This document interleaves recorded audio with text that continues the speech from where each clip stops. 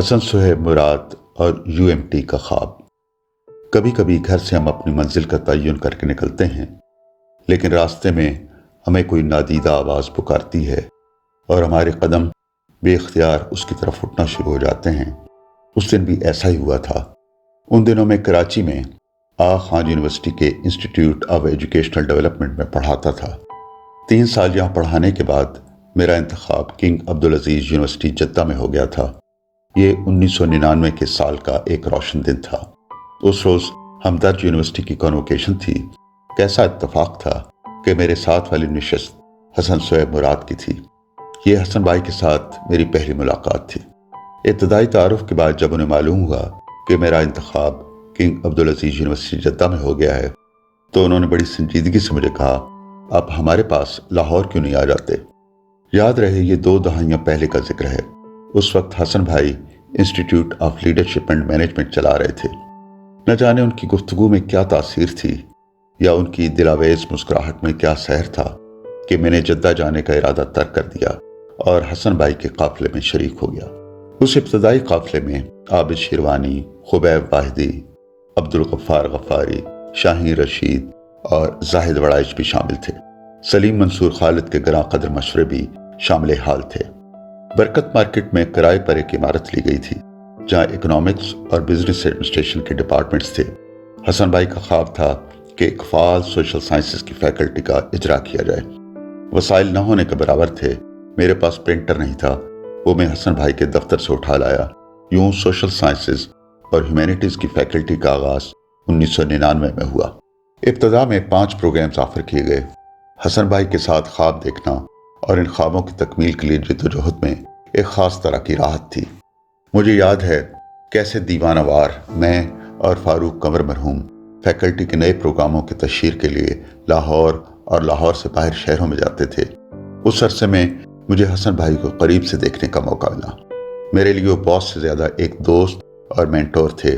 خواب تو ہم سبھی دیکھتے ہیں، لیکن حسن بھائی کے خواب بڑے ہوتے تھے اور کبھی کبھی تو ہمیں لگتا تھا کہ ان کی تعبیر مشکل ہے، لیکن ان کی محنت، لگن اور جذبے سے بہت سے خوابوں کی تعبیریں ان کی زندگی میں ہی مل گئیں۔ ان میں سے ایک خواب کی تعبیر university of management and technology ہے، جس کا شمار ملک کی صف اول کی یونیورسٹیوں میں ہوتا ہے، جو وسیع و عریض عمارت پر مشتمل ہے اور جس میں جدید ترین سہولتیں میسر ہیں۔ یہ سفر 1991 میں علامہ اقبال ٹاؤن سے ایک مکان کے 2 کمر پر مشتمل پورشن سے شروع ہوا، پھر منی مارکیٹ اور گارڈن ٹاؤن کی کرائے کی عمارتوں سے ہوتا ہوا جوہر ٹاؤن کی عظیم الشان یونیورسٹی تک آ پہنچا۔ کچھ اور خواب جن کی تعبیر انہیں زندگی میں ملی، ان میں آفاق، ILM کالجز اور نالج سکولز کا قیام تھا۔ لیکن حسن بھائی کے خواب ختم نہیں ہوتے تھے۔ ان کا ایک خواب UMT کو انٹرنیشنل سطح پر متعارف کرانا تھا۔ ان کا ایک اور خواب جس کا انہوں نے مجھ سے ذکر کیا، ایک فیڈرل یونیورسٹی کے چارٹر کا حصول تھا۔ خدا کرے ان کے یہ خواب ان کا جواں ہمت بیٹا ابراہیم پورے کرے۔ حسن بھائی کو میں نے ILM سے UMT کے تھکا دینے والے سفر میں کبھی ہمت ہارتے نہیں دیکھا۔ حالات کتنے مشکل کیوں نہ ہوں، ان کے ہونٹوں پر ایک دلاویز مسکراہٹ ہوتی۔ ان کی طبیعت میں ایک لطیف حصے مزاح تھا۔ وہ کسی بھی محفل میں ہوتے مرکز نگاہ بن جاتے۔ حسن بھائی کی شخصیت کے کئی پہلو تھے۔ وہ ادارے کے ریکٹر بھی تھے، کلاس میں طالب علموں کو پڑھاتے بھی تھے، مسجد میں جمعے کا خطبہ بھی دیتے تھے۔ مطالعے کا ان کو جنون کی حد تک شوق تھا۔ نئی نئی کتابیں اور جرائد ان کے پاس آتے تھے۔ ان کے گھر کی ذاتی لائبریری میں کتابوں اور رسالوں کا ایک وسیع ذخیرہ تھا۔ کتابوں کی باقاعدہ کیٹلاگنگ کی گئی تھی۔ میری حسن بھائی کے ساتھ قربت کی ایک وجہ کتاب سے محبت بھی تھی۔ ہم ایک دوسرے سے ملتے تو کتابوں کا تذکرہ ہوتا، ہم ایک دوسرے کو نئی کتابوں کا تحفہ دیتے۔ حسن بھائی کو نئے نئے خیال سوچتے تھے۔ یہ ندرت خیال ان کے خوابوں کو تشکیل دیتی تھی۔ ان کے خوابوں کی کوئی سرحد نہیں تھی، الغرض خوابوں کا ایک لامتناہی سلسلہ تھا جو ان کو متحرک رکھتا تھا۔ حسن بھائی ایک فرما بردار بیٹے، ایک مشفق باپ اور ایک محبت کرنے والے شوہر تھے۔ اپنے مصروف اوقات کار کے باوجود وہ اپنی والدہ، بیگم اور بچوں کو وقت دیتے تھے۔ نوشابہ بھابی نے حسن بھائی کے بارے میں اپنے تاثرات بیان کرتے ہوئے کہا، حسن صاحب ایک بہت اچھے انسان، ایک بہت اچھے مسلمان اور ایک بہت اچھے شوہر تھے۔ انہوں نے ہمیشہ ہی میرا خیال رکھا، ہمیشہ مجھے عزت دی، محبت دی، اور کبھی بھی مجھے کسی چیز کی تکلیف نہیں ہونے دی۔ وہ ایک بہت ہی ہمدرد دوست، بہت ہی مشفق باپ کی صورت میں نظر آتے ہیں۔ بچوں کے ساتھ ان کا تعلق بہت ہی زیادہ دوستانہ تھا۔ انہوں نے تربیت بھی بہت ہی محبت اور شفقت اس طریقے سے کی جو کہ غیر معمولی انداز میں، جو کہ محسوس بھی نہ ہو، لیکن یہ کہ ان کا ایک پیار بھرا جو انداز تھا جو کہ دوسرے کے دل میں بھی اتر جائے اور اس کو یہ پتہ بھی نہ چلے کہ وہ شخص کیا پیغام اس تک پہنچا رہا ہے۔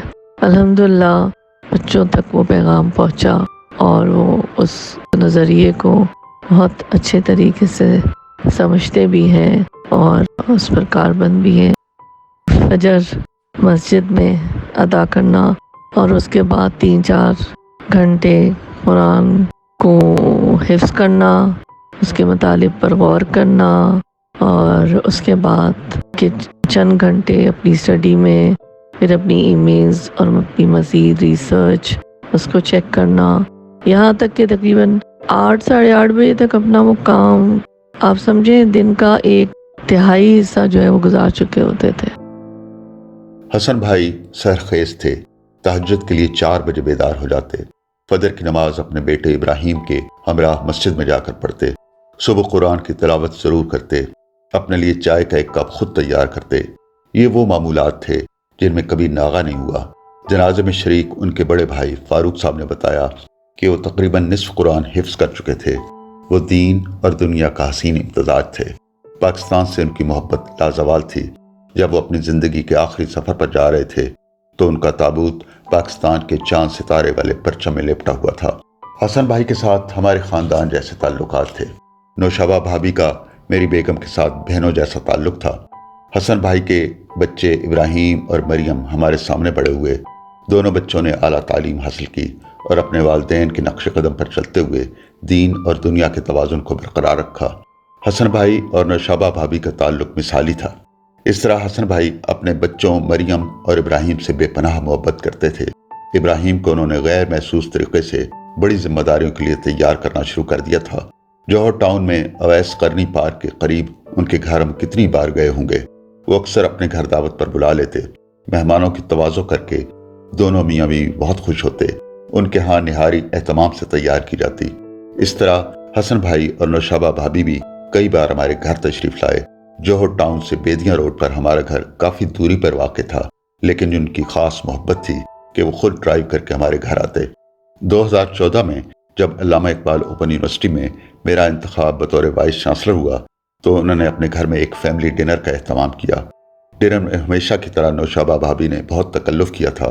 اس دن حسن بھائی نے مجھے بہت سے مفید مشورے دیے۔ میری حسن بھائی سے آخری ملاقات تقریباً 1 ماہ پہلے اسلام آباد میں ہوئی۔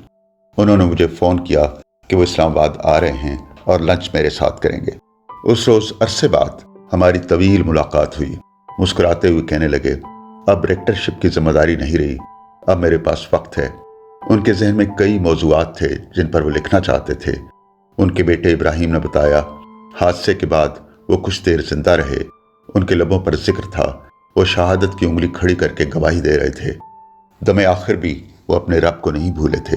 ابراہیم نے بتایا، اصل پروگرام سکردو جانے کا تھا، لیکن پھر اچانک پروگرام بدل گیا اور وہ گلگت کی طرف روانہ ہو گئے۔